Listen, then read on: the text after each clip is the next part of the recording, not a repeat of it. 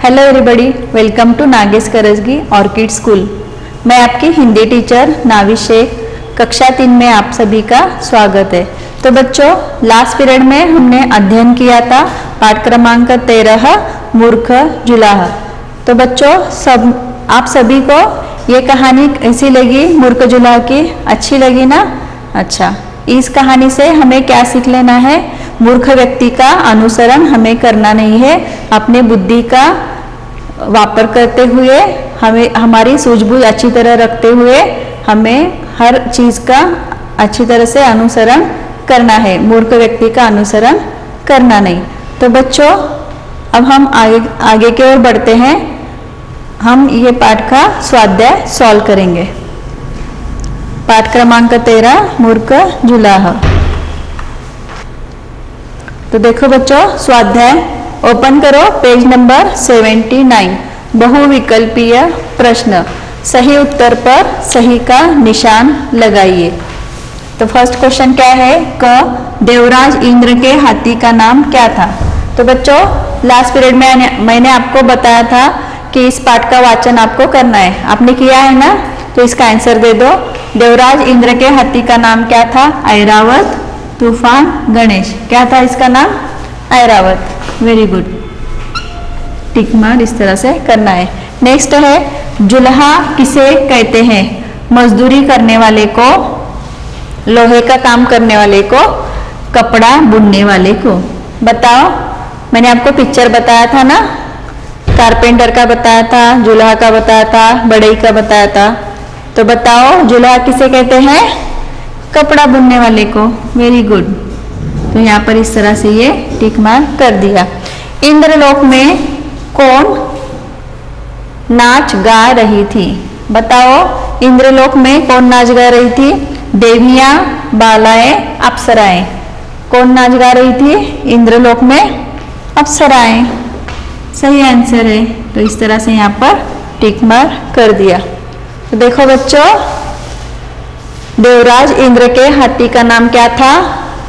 ऐरावत। जुल्हा किसे कहते हैं? जुल्हा कपड़े बुनने वाले को कहते हैं। इंद्रलोक में कौन नाच गा रहे थे? इंद्रलोक में अप्सराएं नाच गा रहे थे। तो इस तरह से ये आंसर हमने लिख दिया। देखो बच्चों, निम्नलिखित प्रश्नों के उत्तर 1-2 शब्दों में लिखिए। तो ये आंसर आपको लिखना नहीं है, सिर्फ ओरली बताओ। ऐरावत किसका हाथी था? किसका हाथी था?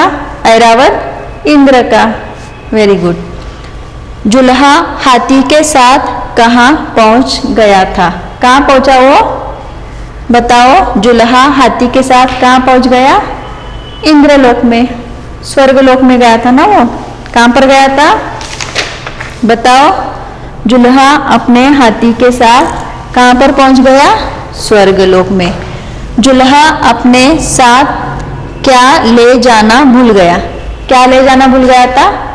करघा। ठीक है।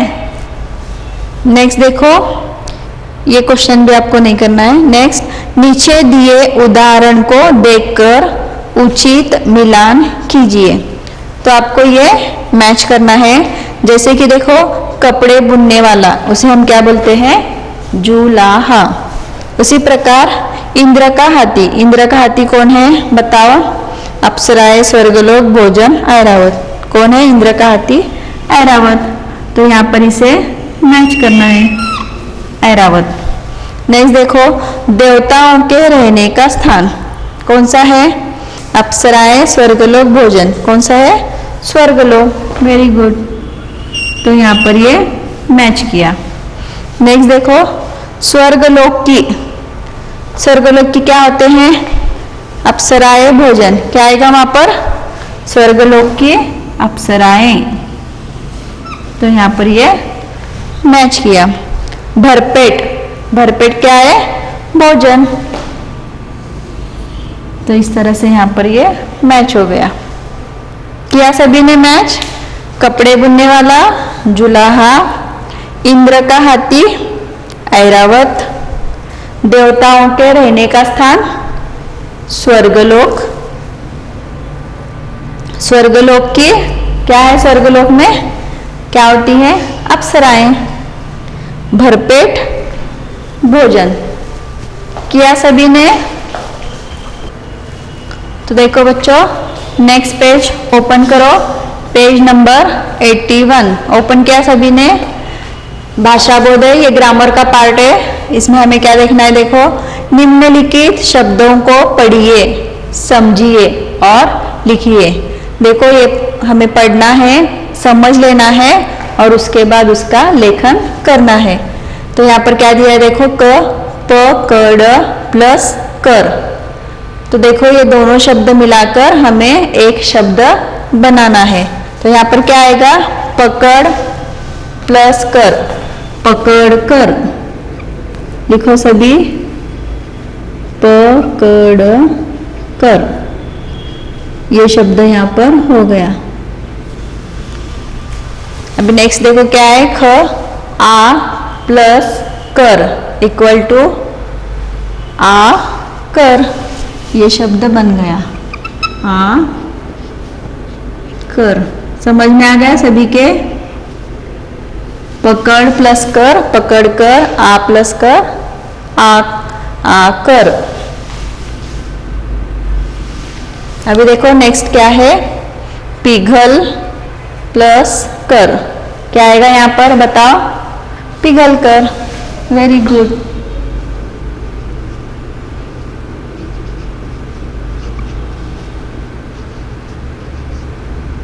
लिखा सभी ने? पिघल कर। उसके आगे क्या है? देख प्लस कर। क्या आएगा यहाँ पर? देख कर। Very good.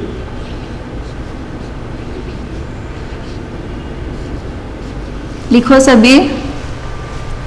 लिखा सभी ने?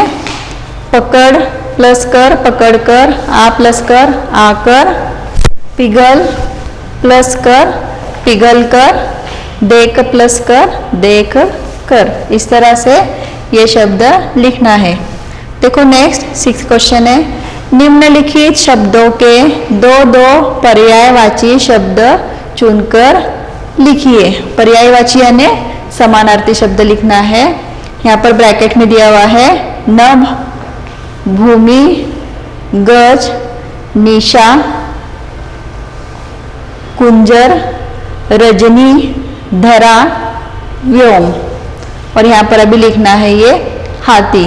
बताओ बच्चों, हाथी को क्या आएगा? पर्यायवाची शब्द, समानार्थी शब्द क्या आएगा हाथी को? बता सकता है कोई? क्या आएगा? गज और कुंजर। लिखो यहाँ पर। हाथी को हम क्या बोलते हैं? गज भी बोलते हैं और कुंजर। लिखा सभी ने? ये शब्द आपको नया होगा, अच्छे से लिखो। कुंजर और गज। उसके बाद क्या है? उसके बाद है रात। रात को क्या आएगा बताओ? रात। रात को क्या आएगा? निशा,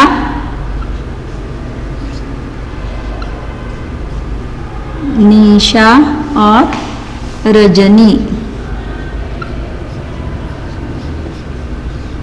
लिखा सभी ने? क्या आएगा रात को? निशा और रजनी। उसके बाद क्या है? धरती। धरती को क्या आएगा बताओ? धरती, धरा। लिखो, धरा। और क्या आएगा?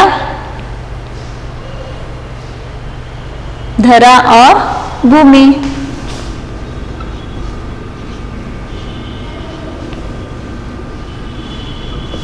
लिखा सभी ने? नेक्स्ट देखो, घ क्या है? आकाश। आकाश को क्या आएगा अभी? नभ और व्योम। नभ। देखो ये वर्ड भी नया है, आपको स्पेलिंग मिस्टेक करना नहीं है, बराबर से लिखो। नभ और व्योम। लिखा सभी ने? और एक बार मैं रीड करूंगी। देखो सभी, हाथी, गज, कुंजर, रात, निशा, रजनी, धरती, धरा, भूमि, आकाश, नभ और व्योम। लिखा सभी ने? नेक्स्ट देखो बच्चों, क्वेश्चन 7, निम्नलिखित वाक्यांशों के लिए एक शब्द लिखिए जो पेड़ पौधों की रखवाली करता हो। उसे हम क्या बोलते हैं? जो पेड़ पौधों की रखवाली करता हो। कौन करता है रखवाली? बगीचे में जो पेड़ पौधे होते हैं उसकी रखवाली कौन करते हैं, पता है आपको? माली। तो यहाँ पर क्या आएगा? माली। ठीक है। नेक्स्ट देखो, जो मकान बनाता हो। कौन बनाता है मकान, पता है आपको? मिस्त्री। लिखो यहाँ पर मिस्त्री। स को ये तो ज्वाइन करना है और वेलांटी देना है, मिस्त्री। ठीक है। जो कविता लिखता हो। बोलो, जो कविता लिखता है उसे क्या बोलेंगे हम? पता है सभी को? वेरी गुड, कवि।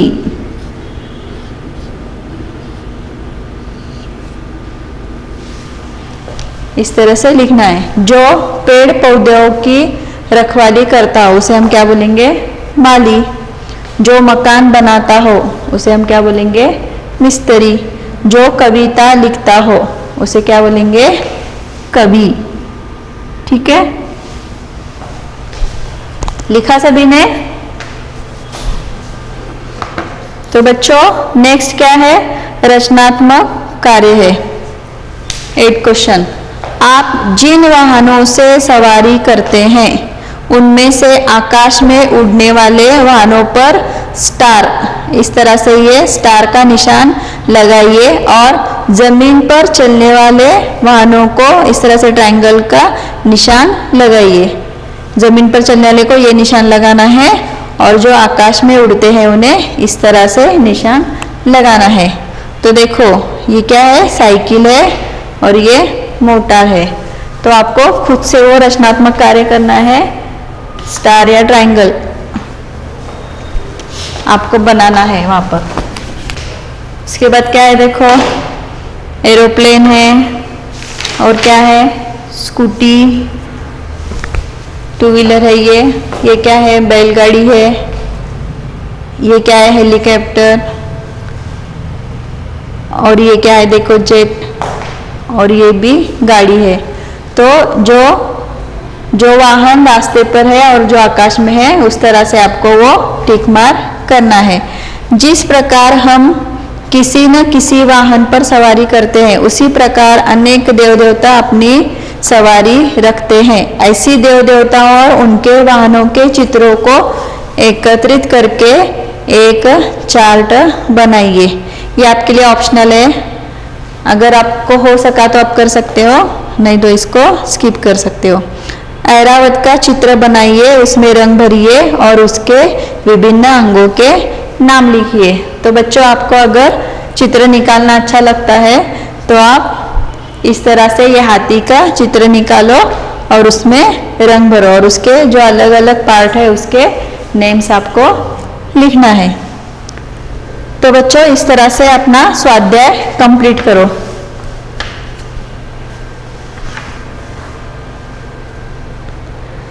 तो ठीक है बच्चों, ये स्वाध्याय इस तरह से आपको कंप्लीट करना है। ओके, तो हम लोग अभी नेक्स्ट लेसन शुरू करेंगे। नेक्स्ट लेसन है आपका 14, मीठी बोली। ठीक है, मीठी बोली। तो बच्चों इस पाठ के लेखक कौन है? सुभद्रा कुमारी चौहान।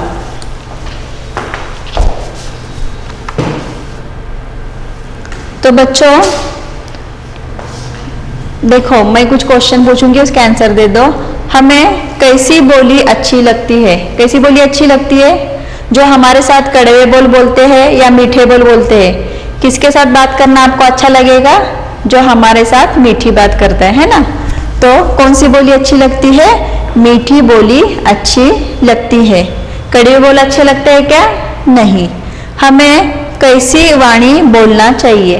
बताओ बच्चों, हम अगर किसी के साथ कम्युनिकेशन करते हैं, किसी के साथ बात करते हैं, तो हमें कड़वे बोल बोलना है या मीठे बोल बोलना है? कैसे बोलना है? मीठी बात करना है, तो ही सामने से हमें रिस्पॉन्स आएगा। नहीं तो अगर हम लोग कड़वे बात करेंगे तो कोई भी हमारे साथ बात नहीं करेगा। तो कैसी वाणी बोलना है? मीठी वाणी बोलना है। आपका प्रिय पक्षी कौन सा है? बताओ बच्चों, आपको कौन सा पक्षी अच्छा लगता है? किसी को तोता अच्छा लगता होगा, हाँ, या किसी को मोर अच्छा लगता है, किसी को कोयल अच्छी लगती होगी, है ना। हर एक की अपनी अपनी पसंद है, ठीक है। तो बच्चों देखो, पाठ क्रमांक 14 मीठी बोली, इसके लेखक कौन है? सुभद्री कुमारी चौहान। इसके मुख्य भाव देखो क्या है। मीठी बोली कविता में कवि ने कोयल के माध्यम से मधुर वाणी का महत्व समझाते हुए उसे अपनाने के लिए हमें प्रेरित किया है। साथ ही यह सीख भी दी है कि आज्ञाकारिता से जीवन में सफलता, उमंग, उत्साह और स्फूर्ति का संचार होता है। देखो, मीठी बोली के साथ साथ हमें कौन से गुण होना जरूरी है? जैसे कि हमारे में आज्ञाकारिता, ये गुण भी होना बहुत ज़्यादा जरूरी है। इससे हमें क्या होगा? सफलता मिलेगी, उमंग और उत्साह से परिपूर्ण ऐसे हम रहेंगे। ये कवि का कहना है। इस कविता से हमें सुभद्री कुमार चौहान ये समझाना चाहते हैं।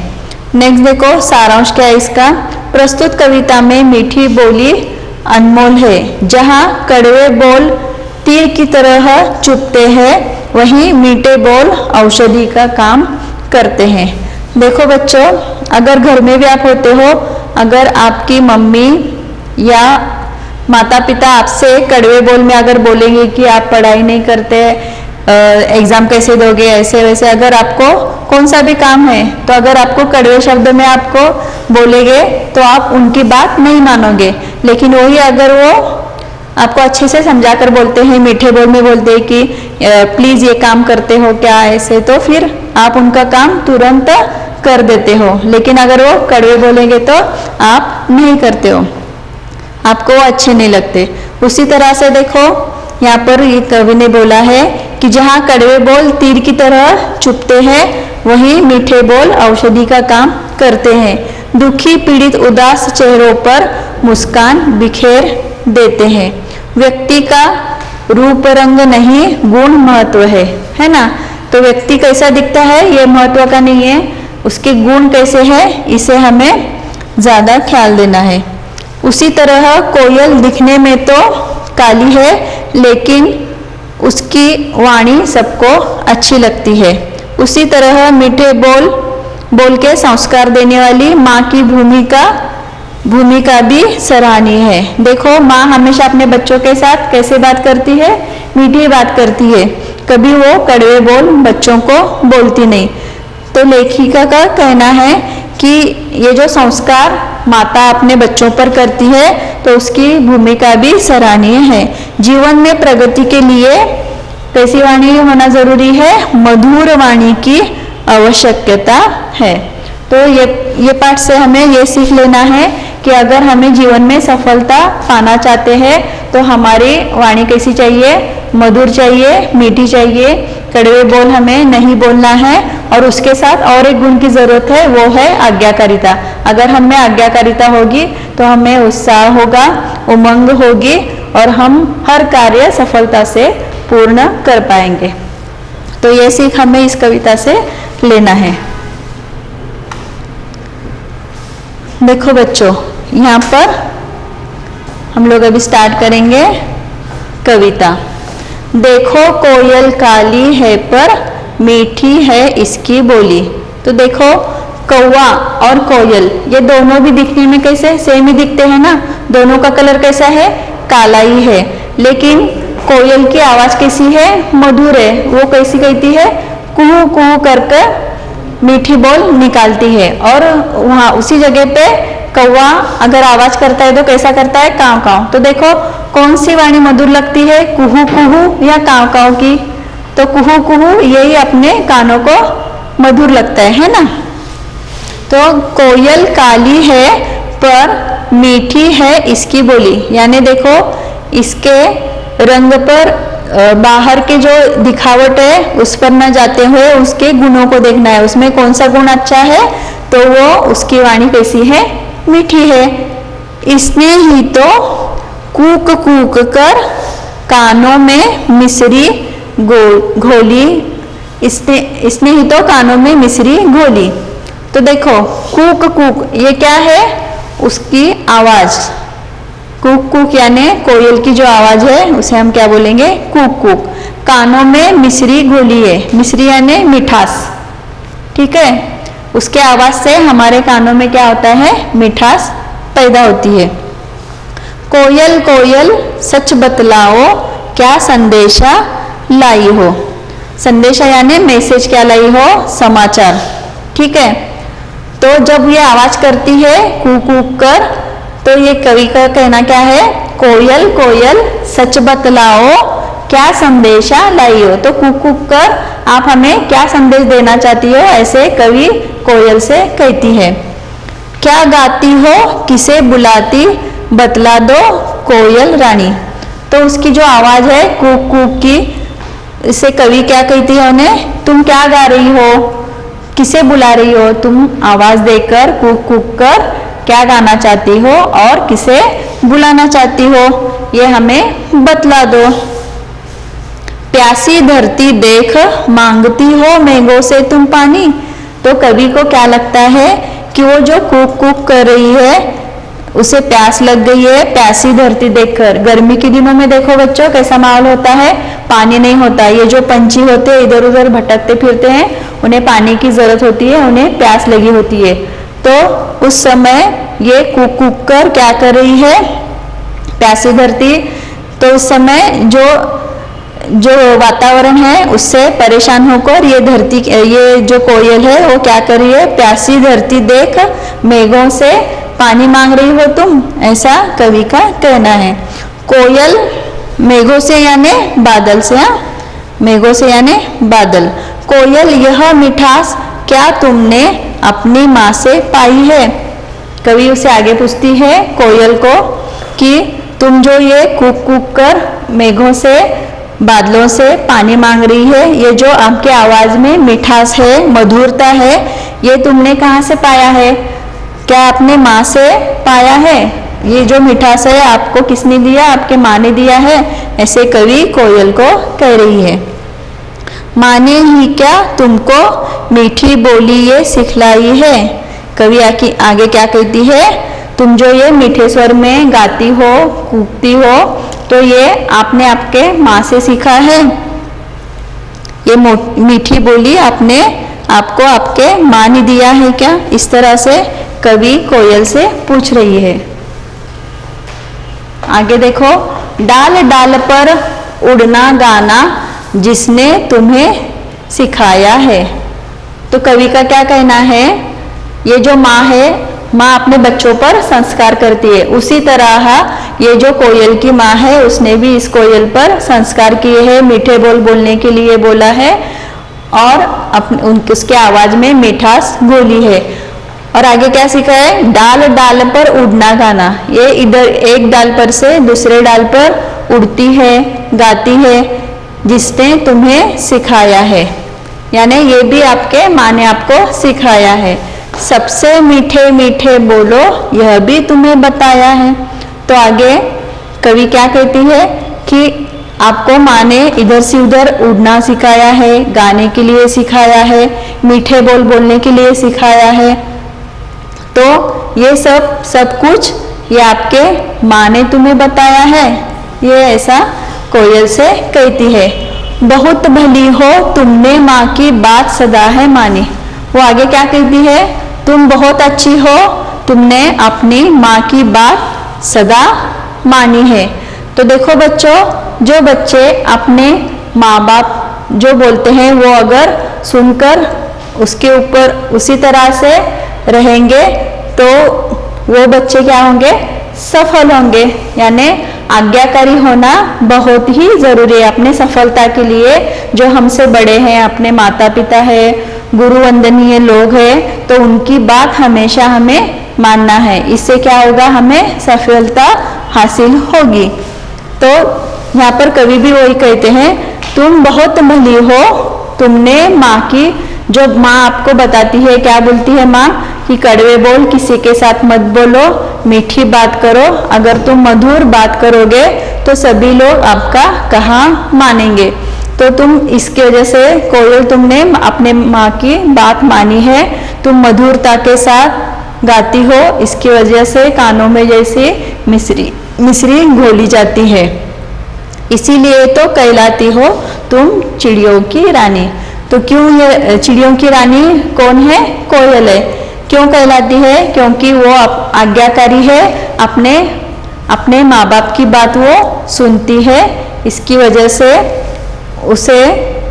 उसने हर बात में सफलता पाई है और उसे सभी लोग उसे बहुत ज़्यादा चाहते हैं। कोयल को चाहते हैं ना, उसकी आवाज़ को चाहते हैं। इसलिए कवि क्या कहते हैं कि तुम चिड़ियों की रानी हो। तो बच्चों, ये कविता आपको कैसी लगी, अच्छी लगी, समझ में आ गई?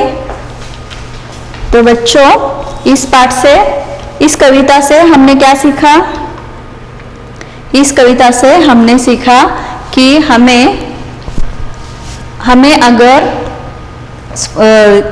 दुनिया में अगर हम कुछ हासिल कर सकते हैं तो इसकी वजह है हमारी मीठी बोली, हमारी मधुर वाणी से हम लोग क्या कर सकते हैं, अपने कार्य में सफलता पा सकते हैं।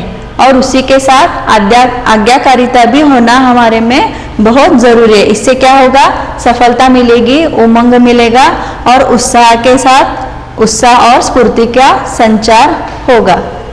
तो ओके बच्चों, आपके लिए गृह कार्य है, पाठ का वाचन एक बार करना है, कविता का वाचन एक बार करना है और कविता में आए कठिन शब्दों का वाचन एक बार करना है। तो मैं आशा करती हूँ आपको ये कविता अच्छी लगी होगी और समझ में आई होगी। ओके, धन्यवाद।